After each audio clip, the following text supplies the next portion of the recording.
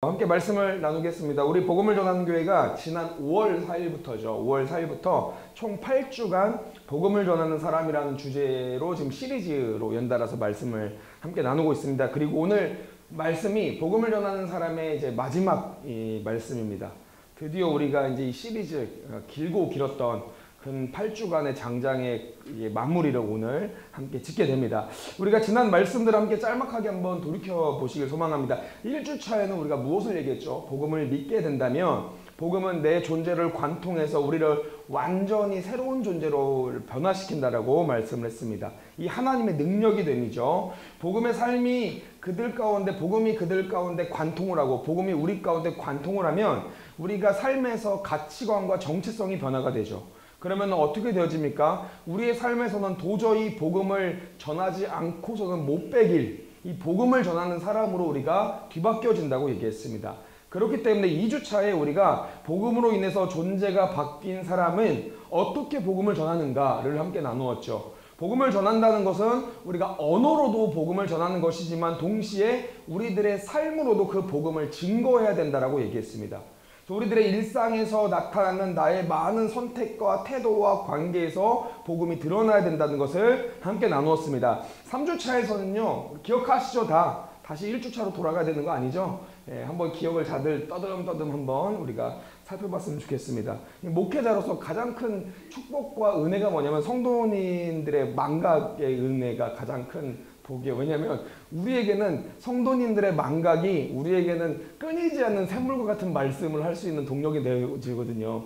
떠듬떠듬 우리가 한번 생각을 해봤으면 좋겠어요. 3주차는 여기에서 조금 더 들어갔죠. 그래서 관계 속에서 복음을 전하는 것에 대해서 함께 나누었습니다. 하나님께서 우리에게 일상을 허락하셨고 그 일상 속에서 관계하게 하신 이들에게 복음을 전하는 것이 우리들의 사명이라는 거죠. 이것은 어떻게 해야 됩니까? 기억하시겠지만 성령님의 지혜로만 가능하다고 얘기했습니다. 그래서 복음을 전하려면 우리가 무엇을 해야 된다? 기도를 해야 된다. 그리고 그 기도와 사랑의 태도로 복음을 전해야 된다는 것을 우리가 함께 나누었습니다. 그리고 지난주에 기억하시죠? 중풍병자 사건을 통해서 스스로 예수님께 나아갈 수 없을 만큼 처참한 한 존재를 친구들이 침상을 메고 지붕을 뜯는 그 사랑의 수고로 말미암아 이 친구를 예수님께 데려간 사건을 우리가 함께 나눴습니다. 그래서 주님은 그들의 믿음을 보시고 중풍병자를 치유하셨고 우리는 이 사건을 통해서 무엇을 함께 나누었죠? 복음을 전하는 자가 사랑의 수고를 감당해야 된다는 것을 함께 우리가 나누었습니다. 그리고 오늘은 이제 복음을 전하는 사람의 시리즈의 마지막 단락입니다. 지난주 말씀의 다음 구절을 통해서 오늘 정말 중요하고 핵심적인 이 본질적인 질문을 우리가 한 가지를 좀 던지고자 합니다. 그것이 무엇이냐면 여러분 너무 중요한 질문입니다. 예수님을 잘 믿는 분이실수록 이 질문을 우리가 꼭 한번 이 질문 앞에 서봐야 됩니다. 그게 뭐냐면 나에게 예수님은 어떠한 분이신가 라는 겁니다. 내게 예수님은 어떠한 분이십니까? 오늘 나는 예수님을 누구라 말씀하십니까? 오늘 내가 믿는 예수님은 내게는 어떠한 분이십니까? 이 질문 앞에 우리가 서봐야 된다는 겁니다.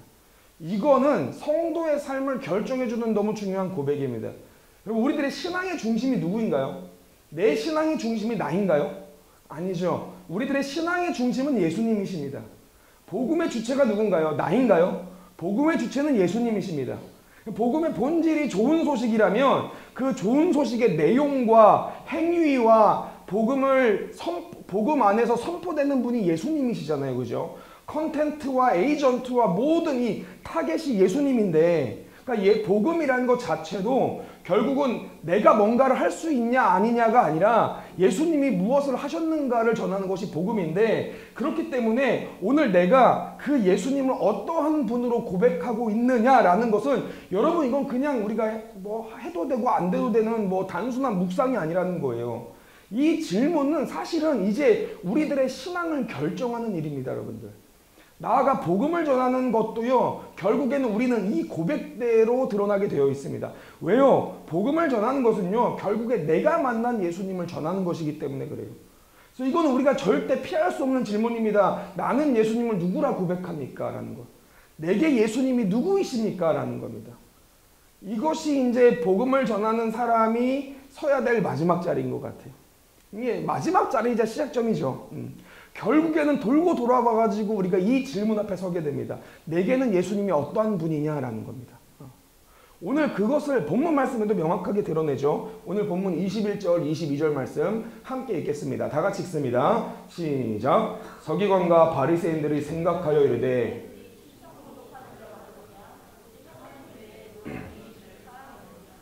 예수께서 그 생각을 하시고 대답하여 이르시되 너희 마음에 무슨 생각을 하느냐. 아멘. 자 보세요. 중풍병자를 데리고 오는 사랑의 수고를 감당한 친구들과 중풍병자의 믿음을 통해서 이들이 치유를 받습니다. 근데 주님이 이들을 치유하실 때 뭐라고 얘기하시냐면 20절을 보면요. 예수께서 그들의 믿음을 보시고 이르시되 이 사람아 내 죄사함을 받았느니라 하시니라 라고 얘기합니다. 그러니까 예수님이 믿음을 보시고 네가 낫게 되었다라고 얘기하지 않으시고요. 네 죄사함을 받았느니라 라고 고백을 하셨다는 거예요. 이것이 오늘 서기관과 바리새인들이 분노한 이유였습니다. 이걸 신성모독이라고 얘기하는 거예요. 아니 하나님의 죄를 사할 자가 누굽니까? 네가 누군데 죄를 사하느냐라는 겁니다. 오늘 이 태도, 서기관과 바리새인들의 분노가 오늘 우리 가운데는 너무 중요한 신앙적인 깨달음을 준다는 거예요. 여러분 한번 생각해 보겠습니다. 서기관과 바리새인들이 누굽니까? 하나님을 믿지 않는 사람들입니까? 아니요 여러분들. 당대에 하나님을 믿는 자들 중에서도요 가장 행위적으로 신실하게 믿었던 사람들입니다. 율법을 통달해서 너무나도 잘 알았던 사람들입니다. 더불어 그들은요 예수님을 어느 정도 인정했다라는 것이 신약성서의 곳곳에 나옵니다. 어떻게 인정합니까? 예수님이 병을 잘 고치는 자로 인정을 합니다. 거기까지도 믿고 있었던 거예요. 근데 결정적으로 그들에게 없었던 믿음이 뭡니까? 예수님이 병을 고치는 어떤 능력자로서는 인정할 수 있었지만 죄를 사하시는 구원자, 구세주, 메시아, 구주로는 도저히 믿지 않았다는 거예요. 여러분 이거는 그냥 당시의 일만 일어나는 게 예수를 믿지 않는 사람과 예수를 믿는 우리들 사이에서 어떤 갭을 얘기하는 것이 아니라 현대 사회를 살아가면서 예수를 믿는 우리들에게 동시에 적용해 볼 만한 문제라는 거예요. 오늘 우리에게 예수님은 어떠한 분이십니까? 병을 고치시는 분입니까? 죄를 사하시는 분이십니까? 우리가 고민해 봐야 됩니다. 병을 고친다는 건 뭡니까? 병을 고친다는 건요 여러분들 현상적인 것을 의미하는 거예요. 보여집니다. 중풍병자는요 눈에 보여져요. 그죠? 병자는 딱 누가 봐도 환자처럼 보여져요. 중풍병자 아무것도 못하고 전신에 붕대 둥글 감아서 침대에 누워가지고 침상에 아무것도 못하고 그냥 왔다 갔다 이 사람을 보고 누가 병자가 아니라고 얘기하겠어요. 누가 봐도 중풍병자입니다. 근데 이 사람이 벌떡 일어나서 자기 침상 메고 가요. 고침받는 거는 눈에 보여지고 드러나지는 현상이라는 거예요. 근데 죄는 여러분 어떻습니까? 눈에 보여집니까? 내가 죄를 결과적으로 지은 사람은 보여질 수 있겠지만 우리 마음에 또아리 튼 그 죄는요 결코 보여지는 현상들이 아니에요. 죄의 문제는 보여지고 드러나는 문제가 아닙니다. 우리가 이 포인트로 접근을 하게 되면 오늘 우리들의 신앙생활에서 우리가 어떤 예수님을 믿고 있는가, 내가 믿는 예수님이 누구인가가 밝히 드러난다는 거예요. 오늘 본문 말씀 시대와 마찬가지로 현대사회 안에서도요 우리가 다 예수님을 믿는다고 하지만 예수님을 너무 현상적으로 보여지는, 그러니까 내 문제를 해결해 주시는 분으로 정도로만 믿는 경우가 너무 많습니다. 병을 낫게 해주시는 예수님, 돈을 벌게 해주시는 예수님, 내 문제를 해결해 주시는 예수님, 내 마음에 위로를 주시는 예수님, 다 좋아요 여러분. 다 좋은데 우리 주님이 분명히 그러한 주님이신데 분명한 것은 우리가 주님을 그렇게만 믿으면 절대로 안 된다는 거예요. 이거는 심각한 문제를 발생시킵니다. 현상을 바라보는 믿음이 이거는 너무 큰 결핍을 낳아요. 신앙생활에. 예수님을 병 고친 자로만 믿었던 서기관과 바리새인들의 믿음이 사실 오늘날 그러한 믿음이라는 거예요. 이거는 복음을 담아내는 믿음이 아닙니다. 여러분들. 복음은 죄의 문제를 해결하는 것에서부터 시작을 합니다. 그러니까 예수님은 단순히 내 삶에서 일어나는 여러 가지 문제들, 내가 없는 것들을 부어주시는 문제의 해결사 정도가 아니라 그 어떤 것으로도 해결할 수 없는 나의 죄를 사하시고 내 영혼을 살리시는 구원자라는 것을 우리가 그것을 믿지 않는다면 우리들의 신앙에서는요 신앙생활이 기쁘지도 않을 뿐더러 신앙생활을 하면 할수록 결핍이 일어난다는 거예요. 왜냐하면 세상의 기준에 내가 너무 못 살아가는 게 느껴지는 거예요. 내가 너무 세상의 기준과는 다르게 느껴지는 거예요. 주님은 분명히 우리를 부유하게 하시는 분인데 나는 돈이 없어. 이걸 어떻게 설명하냐라는 거예요. 주님은 건강하게 회복하시는 주님이신데 나는 건강치 않은데 이걸 어떻게 설명하냐라는 거예요. 심각한 결핍이 일어나기 시작합니다. 1950년대에 짐바브웨이에서 활동했던 마이차자라는 여성이 있었습니다. 이 사람이 누구냐? 이 마이차자라는 뜻이 뭐냐면 쇼나우예요, 쇼나우. 짐바브웨이어 언어인데 이게 마이차자가 뭐냐면 치유자의 어머니 혹은 어머니 치유자 뭐 이런 뜻입니다. 우리가 이 이름만 보더라도 약간 좀 경계가 되는 이름이죠. 이 여성의 본명이 뭐냐면 테레산 야무샤냐인데 짐바브웨이의 그 메소디스트 교회에서 신앙생활을 하다가 어느 날 이 여인이 갑작스럽게 병에 걸린 거예요. 그래서 쓰러졌습니다. 그리고 어떠한 의학적인 치료를 받지 않았는데 하나님이 이 여인의 병을 고쳐주었대요. 회복됐습니다. 그러면서 본인이 갑자기 뭐라고 얘기하냐면 자기는 하나님이 나를 치유의 도구로 부르셨다는 거예요. 자기가 선언을 하면서 심각한 병을 회복시키신 하나님 앞에서 이제 나는 치유자의 사명을 가졌다라고 하면서 본인을 이제 예언자라는 이름으로 지칭을 합니다. 그러면서 신비적인 치유 행사들을 막 진행을 하는 거예요. 처음에는 막 실제 병이 낫는 사람들도 있고 하니까 사람들이 엄청 모이기 시작합니다. 막 7만 명 정도의 대규모의 인원이 막 모입니다. 여러분 7만 명이 얼마나 많은 숫자인지 모르죠. 우리가 5천 명 집회, 1만 명 집회만 보더라도요. 너무 어마어마합니다. 근데 7만 명 정도의 사람들이 막 이 여인을 이 여인이 그런데 이제 본인이 자꾸 예언자라고 얘기하고요. 성경에서 가르치는 신학과 결이 달라지니까 교회들이 자꾸 이 여인을 경계하는 거예요. 그래서 이 여인이 어떻게 하냐면 자기가 여호와의 도시라는 이름으로 새로운 종교를 만들어 버립니다. 본인이 이제 메시아라는 것까지 이제 이야기를 하고 있는 거예요. 그런 사람들의 특징이 하나가 있죠. 병이 나을 수 있어요. 근데 병이 안 낫는 사람들도 있다는 거예요. 그죠? 병이 안 낫는 사람들한테 보통 이런 케이스가 뭐라고 얘기하는지 아세요? 네 믿음이 부족하다라고 얘기해요. 네 믿음이 부족하다. 그러면서 막 책임 전가하면서 막 물질 축복만 강조하고요. 막 이렇게 살다 보니까 결국에 그게 사이비가 됐습니다. 그러니까 그녀가 이제 사망을 하게 됐죠. 이분이 사망하게 되면서 그 단체가 지금 거의 사분오열되어 있죠. 저는 이 말씀을 드린 이유가 있습니다. 오늘 이것이 미신과 주술이 많은 아프리카 지역에서만 일어나는 일인 줄 아십니까? 아니요, 여러분들. 우리가 예수님을 현상 치료자만으로 생각하는 신앙이 오늘 우리 가운데 너무 많다는 거예요. 예수님을 필요할 때만 찾는 거예요. 현상 치료자시니까. 내 신앙의 행동의 결과가 세상적으로 나타나길 원하는 거죠. 기도 열심히 하면 뭐가 보여, 이게 잘 되고, 그죠? 내가 열심히 헌신하면 뭔가 물질의 축복을 받고, 이거를 세상적으로 나타나지길 너무 원한다는 거예요. 그러니까 신앙생활이 어떻게 됩니까? 마치 신앙생활이 편의점에서 물건 사는 듯한 신앙으로 바뀌게 됩니다. 뭔가 내 삶이 필요할 때만 편의점 가듯이 내 삶에 필요할 때만 아쉬울 때만 예수님을 찾게 되는 거예요. 평소에 주님에 대한 어떤 고백과 생각과 동행과 이런 게 하나도 없는데 요구하신 제자도의 삶을 살 생각은 없이 힘들고 어려울 때만 주님을 찾는 거예요. 필요하니까 주님 찾고요. 그러면서 막 기도 열심히 합니다. 대가를 지불하는 거죠. 그죠?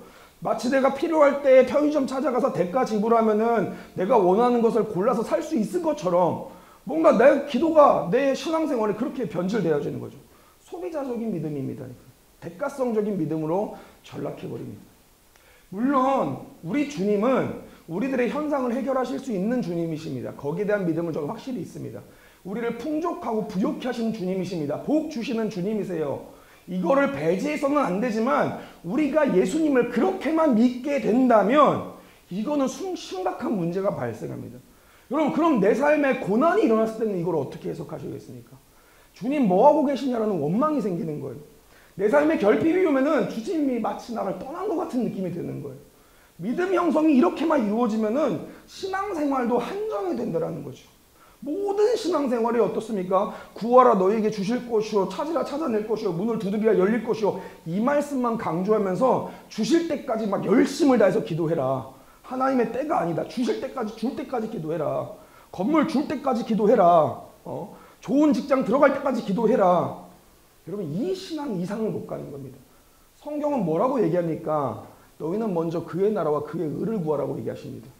현상을 구하는 것이 아니라 보이지 않지만 존재하는 하나님의 나라를 구하라고 얘기하는 거예요.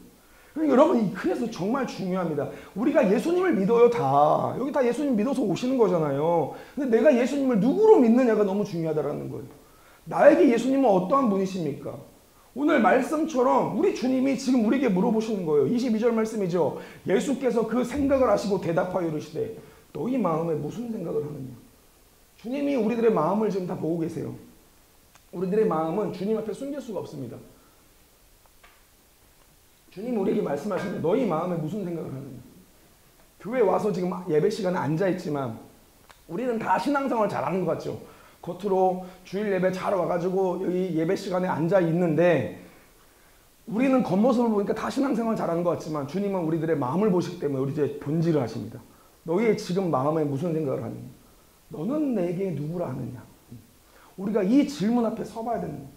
복음 앞에 존재가 변한 자로서 더불어 복음을 전하는 사람으로서 오늘 나에게 예수님은 어떠한 분인지 이 질문 앞에 먼저 서봐야 된다는 거예요.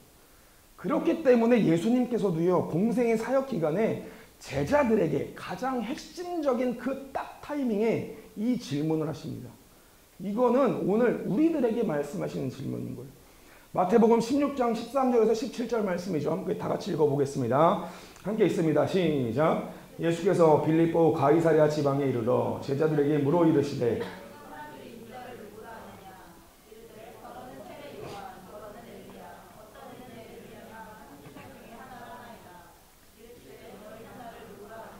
시몬 베드로가 대답하여 이르되 주는 그리스도시요 살아계신 하나님의 아들이시니이다. 예수께서 대답하여 이르시되 바요나 시몬아 내가 복이 있도다. 이를 내게 알게 한 이는 혈육이 아니요 하늘에 계신 내 아버지시니라. 아멘. 오늘 예수님께서 제자들에게 너희는 나를 누구라 하느냐라고 물어보십니다. 여러분 이 주님의 물으심의 상황을 우리가 설명해야 돼요. 이때의 상황이 뭐냐면 주님께서 제자들에게 지금 질문하셨을 때요. 이때는요. 예수님이 가장 잘 나가셨을 때입니다. 공생의 사역의 절정의 기간이실 때예요. 갈릴리에서 수많은 기적과 가르침으로 엄청난 인기를 누리고 계십니다. 막 주님이 딱 등장하면요. 막 몇만 명이 모여요. 막 왜냐면 주님 때문에 막 많은 사람들이 치유를 받고요. 그의 또 하나님 나라의 말씀은 얼마나 신묘한지 막 사람들이 엄청 몰리는 거예요. 가장 슈퍼스타일 때 말씀하시는 거예요. 그때 가장 인기 절정일 때 예수님이 뜬금없이 제자들에게 질문합니다. 얘들아 사람들이 나에 대해서 뭐라고 얘기하냐? 뭐라고 얘기합니까? 세례 요한이요, 엘리야요, 예레미야요, 뭐냐면 다 대단한 선지자들이잖아요. 그러니까 사람들이 지금 예수님의 기적과 가르침 앞에서 그 엄청난 인기 앞에서 예수님을 위대한 선지자와 같은 분으로 지금 이야기하고 있습니다라고 얘기하는 거예요. 사람들의 믿음은 딱 거기까지입니다. 예수님을 하나님의 아들이신 구원자로 보지 않는 거죠. 예수님이 물어보십니다. 15절 16절이죠. 이르시되 너희는 나를 누구라고 하느냐. 사람들은 그렇게 생각한다고 치자. 제자들아 너희는 나를 누구라고 해요. 시몬 베드로가 대답하여 이르되 주는 그리스도시요 살아계신 하나님의 아들이십니다. 오늘 성도의 고백은 곧 이와 같아야 됩니다. 우리는 예수님을 근본 주인으로 여깁니다.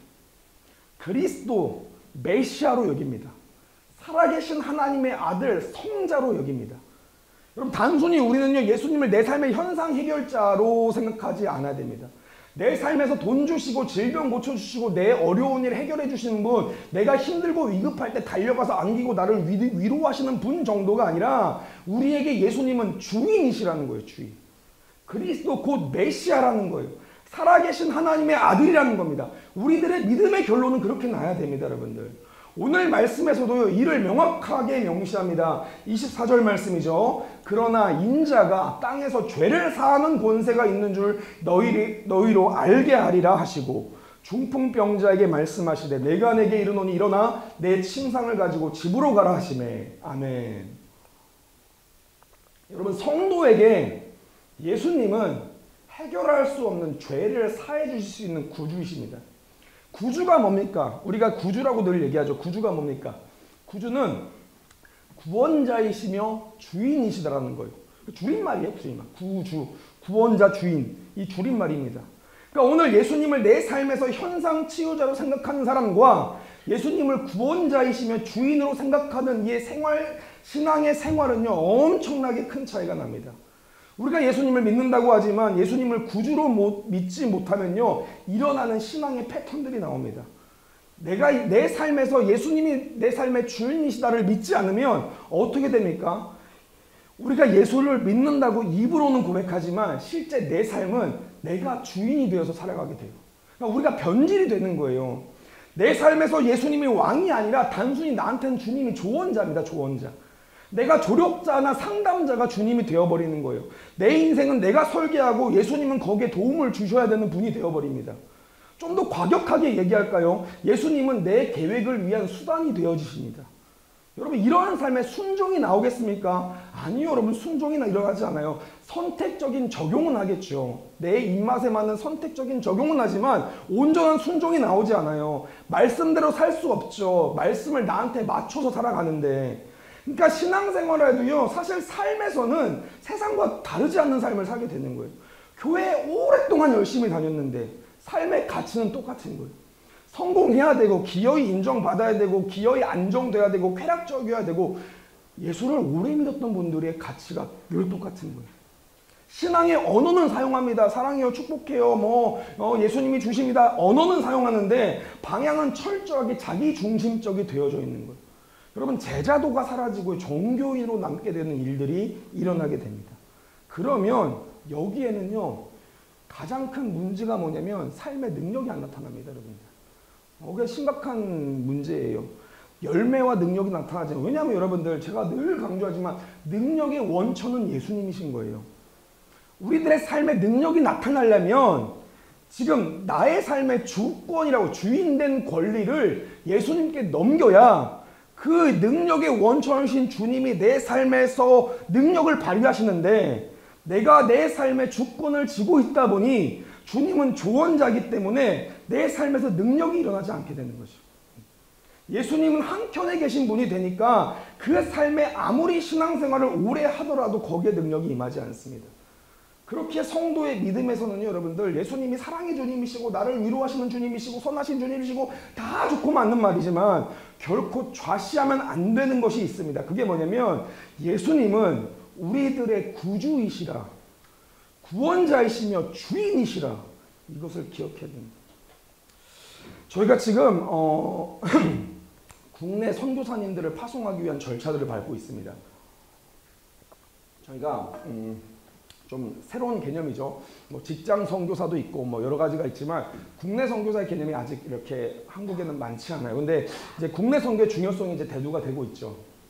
선교라면 문화를 넘어가는 건데 그 문화를 넘어선 이들이 예전에는 우리가 비행기를 타고 문화를 넘어서 가야 됐는데 이제는 타 문화에 있는 분들이 비행기를 타고 대한민국이 너무 많이 오셨어요. 우리 이주민들도 그런 어떤 개념이겠죠. 그리고 더불어서 우리가 디아코니아를 해야 되는 섬김과 봉사를 해야 되는 분들이 대한민국이 너무 많아지기 시작했습니다. 지금 대한민국의 농촌만 가봐도요 너무 이주민들이 많은 2027년 정도를 잡았을 때 통계청에서 약 한 500만 명의 이주민이 될 것이다라는 추측을 지금 내놓고 있거든요. 그러니까 지금 앞으로는 더 많아지는 거죠. 그래서 우리가 국내 선교사로서의 이 어떤 파송이 정말 시급한 상황에 있는 거죠. 구태여 비행기 타고 가지 않아도 지금 한국이 열방화가 되고 있으니까요. 그래서 우리가 이 국내 선교사님을 파송하기 위해 내년에 파송하려고 지금 3분을 위해서 우리가 기도하면서 같이 훈련 코스를 받고 여러 가지 지금 행정적인 절차들을 밟고 있는데 첫 번째로 이야기했던 거 있습니다. 이번에 저희가 첫 번째로 우리가 같이 이제 수업을 했는데 첫 번째로 우리가 이야기했던 겁니다. 그 혹시 같이 받으셨던 분들 기억하시나요? 청년과 선교사는 다르다라는 거예요. 청년의 자리일 때는 주님과 이 나의 관계가 선교사가 되면은 주님과 나의 관계가 이상하게 바뀝니다. 청년일 때는 마냥 좋아요. 사랑의 주님, 위로의 주님이세요. 이제는 이게 주님이 나에게 막 내 뜻을 좀 따라주시기도 하세요. 근데 사역자나 선교자나 목회자가 된 순간 어떻게 주님과 내가 묶이냐면은 종과 주인으로 묶이기 시작합니다. 그러니까 이게 뭐냐면 태도가 바뀌어야 돼. 하나님의 명령에 순종하는 것을 가장 기뻐해야 된다라고 얘기했어요. 하나님이 기뻐하신 걸 기뻐해야 된다고. 내가 하고 싶은 거, 내가 하기 싫은 것이 이제 존재할 수 없다고. 왜냐하면 종이니까 종. 그래서 너무 미안한데 우리 세 분의 예비 선교사님들 주님과 나의 관계가 이전보다 엄격해지실 것이다 라고 제가 얘기했습니다. 이제는 그냥 마냥 다 하나님이 좋은 분이 아니게 될 것이다. 이해 못하지만 순종해야 될 때가 있다. 왜 이런 것까지 시키시나요? 얘기할 때가 있다. 이렇게까지 진짜 해야 되나요? 라고 우리가 하나님께 항의할 때가 있다. 근데 그냥 해야 된다. 왜냐하면 종과 주인이기 때문에 그렇다. 주님과 사실 좀 거리가 생기는 건 맞아요. 너무 애석하게 너무 죄송해요. 목사가 되면 주님과 더 친밀해지고 밀접해져야 되잖아요. 근데 실제 너무 죄송해요. 제가 신앙생활을 하면 할수록 주님이 제게 너무 엄격하게 느껴지십니다. 내가 죽지 못한 게 너무 많아서 그런 거겠죠. 여러분들 나를 많이 죽이시고 신앙의 또 깊은 이곳까지 가신 분들은 그러나 주님과 함께하는 것이 너무 기쁘실 테지만 지금 저는요. 목사가 되고 나니까 그 갭이 생기는 거예요. 내가 내 뜻대로 하고 싶어하는 이 마음과 주님 뜻에 완전히 굴복해야 되는 그 갭이 생깁니다. 어린아이였을 때는요. 이 주님이 내 뜻에 조금 따라주셨어요. 그래서 사실 사역이 일이 힘든 게 아니라 하나님과의 관계가 힘들더라고요. 정말. 예전에는 하나님이 내가 이쁘니까 혹은 내가 철없으니까 그냥 내 뜻에 조금씩 따라주시고 나를 좀 이렇게 내가 원하는 대로 해주셨는데 신앙의 깊이가 깊어질수록 목회가 진행될수록 사역을 진행될수록 이제는 내가 주님 뜻에 완벽히 굴복해야 되는 거예요. 여러분 이건 선교사를 준비하는 분들에게만 적용되어지는 것이 아니라 신앙의 성숙이 이거예요. 여러분들. 예수님이 내 삶의 주인 되심으로 믿고 인정하는 겁니다. 내가 예수님이 나를 위한 인생이 아니라 내가 예수님을 위한 인생으로 바뀌게 되는 거죠. 반드시 우리가 알아야 됩니다. 예수님은 사랑과 위로의 대상이시기도 하지만 우리가 따라가야 되는 주인이시더라는 거예요. 성경도 이것을 분명하게 강조합니다. 예수님이 누구이십니까? 우리에게 예수님이 누구여야 합니까? 사도행전 2장 36절에 이렇게 고백합니다. 그런즉 이스라엘 온 집은 확실히 알지니 너희가 십자가에 못 박은 이 예수를 하나님이 주와 그러니까 주인과 그리스도 메시아가 되게 하셨느니라 하니라. 여러분 구원을 어떻게 받을 수 있습니까? 로마서 10장 9절 말씀입니다. 우리 다 같이 한번 읽어볼까요? 시작. 내가 만일 내 입으로 예수를 주로 시인하며 또 하나님께서 그를 죽은 자 가운데서 살리신 것을 내 마음에 믿으면 구원을 받으리라. 구원이 어떻게 임합니까? 예수님을 마음에 믿는 건데 그 예수님이 누구로 믿는 거예요? 주로 시인하는 거예요. 주로. 주인으로 믿는 겁니다. 여러분 이 주님이 어떠한 주님이십니까? 빌립보서 2장 10절에서 11절 말씀에도 동일하게 얘기합니다. 함께 읽습니다. 시작. 하늘에 있는 자들과 땅에 있는 자들과 땅 아래에 있는 자들로 모든 무릎을 예수의 이름으로 무릎 꿇게 하시고 모든 입으로 예수 그리스도를 주라 시인하여 하나님 아버지께 영광을 돌리게 하셨느니라. 아멘. 여러분 다시 한번 물어봅니다. 나는 예수님을 어떻게 믿고 계십니까? 내게 주님은 어떠한 분이십니까? 이 믿음이 우리들의 신앙을 결정하게 되고요. 복음 전파의 모습도 결정하게 됩니다. 유럽에 흑사병이 돌았을 때 모두가 병 걸린 이들을 등지고 도망칠 때에 그때 그들에게 들어간 이들도 예수님을 믿었던 이들이 들어갔고요. 십자군 전쟁에서 활과 칼로 타인을 죽이며 나갔던 이들도 예수님을 믿었기 때문에 그렇게 했다고 얘기합니다.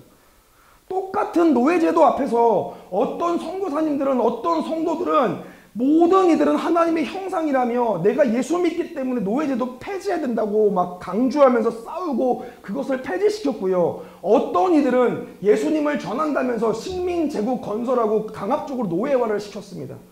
그럼 한번 물어보겠습니다. 나에게 예수님은 누구입니까? 나에게 예수님은. 나는 어떻게 예수님을 이해하고 있습니까? 그러면 중요한 거예요. 중요한 거. 말씀을 좀 정리해 보겠습니다. 오늘 24절에서 26절 말씀을 함께 읽어보겠습니다. 오늘 본문 24절에서 26절 다 같이 한번 읽습니다. 시작. 그러나 인자가 땅에서 죄를 사하는 권세가 있는 줄을 너희로 알게 하리라 하시고 중풍병자에게 말씀하시되 내가 내게 이르노니 일어나 내 침상을 가지고 집으로 가라 하시매 그 사람이 그들 앞에서 자기 집으로 돌아가니 모든 사람이 놀라 하나님께 영광을 돌리며 심히 두려워하여 이르되 우리가 놀라운 일을 보았다 하니라. 아멘. 여러분 주인 되신 예수님의 선언 앞에서 중풍병자가 일어납니다. 누웠던 자리를 들고요. 하나님께 영광을 돌리면서 집을 갑니다. 주님은 병을 치유하셨지만 그의 죄를 사해 주셨습니다. 단순히 병만 회복시킨 것이 아니라 존재를 회복시키셨습니다. 오늘 예수님을 주인으로 믿는 이의 모습이 이와 같습니다. 여러분들 단순히 주님이 내게 필요한 현상을 회복시키고 채워주신 분이 아니라 내가 주님을 그리스도 주인으로 모신다면 그 존재는 반드시 하나님 앞에서 다시 살아갈 용기를 얻게 되는 온전한 회복이 임하게 됩니다. 제 간증을 좀 하나 해보자면요. 저는 너무 어릴 때부터 하나님이 막 사역을 저를 시키셨던 것 같아요. 그래서 어린 그 치기가 분명히 있었죠. 그 치기가 뭐였냐면 저한테 있어서 사역이 뭐였냐면 저는 사역을 뚫어내는 것이다라는 이해를 했었습니다. 그러니까 사역을 그 효과적으로 하는 사람, 효과적이라기보다는 사역을 잘하는 사람, 어떠한 상황 앞에서도 이걸 뚫어내는 사람. 그래서 막 위기 청소년 애들과 막 같이 있을 때 막 너무 힘들고 어려운 일이 생길 때도요, 이거를 뚫어내야 된다는 제 마음. 주님, 제가 이 상황을 돌파하겠습니다. 뚫어내겠습니다. 재정 어려울 때 이 재정을 뚫어내서 뭔가를 해야 돼. 뭔가 이 상황이 생길 때, 사건이 생길 때, 문제가 발생할 때 이거를 뚫어내야 된다는 그 뭔가 이 책임감이 있었어요. 근데 할 때마다 사역을 하는데 너무 죄송하게 사역을 하는데 너무 고통스럽더라고요. 사역이 너무 하기가 싫은 거예요. 부담과 억압으로 느껴집니다. 과도한 책임감이 막 동반되는 거예요. 진짜 사역을 하러 나가는 그 딱 심정이 뭐냐면 내가 예수님이 십자가를 짊어지시고 골고 나가는 기분인 거예요. 마치 너무 힘들고 어려운 거예요. 이게 뭔가 이 일들 앞에서 내가 뚫으려고 하는데 뚫리지 않는 일들 앞에서는 주님께 원망이 나오더라고요. 주님, 내가 내 일을 합니까? 내가 내 자식 잘 먹이고 잘 살자고 이 일을 하고 있습니까? 주님, 내가 나 잘 되자고 이거 하고 있습니까? 내가 주님 일 하잖아요. 근데 주님 왜 나를 이렇게 도와주시지 않습니까? 주님 일 하는데 최소한 나를 좀 도와주셔야 되지 않겠습니까? 제 태도가 기도가 그거였어요. 그런데 돌아보니까 사역은 뚫어내는 게 아니라 따르는 거더라고요. 신앙은 뚫어내는 게 아니라 그리스도를 따르는 거더라고요.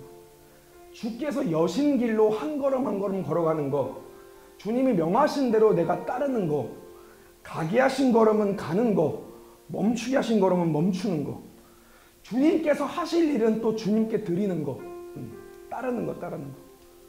그래서 말씀에 그렇게 무리와 제자들을 불러 이르시되 누구든지 나를 따라오려거든 자기를 부인하고 자기 십자가를 지고 나를 따를 것이라.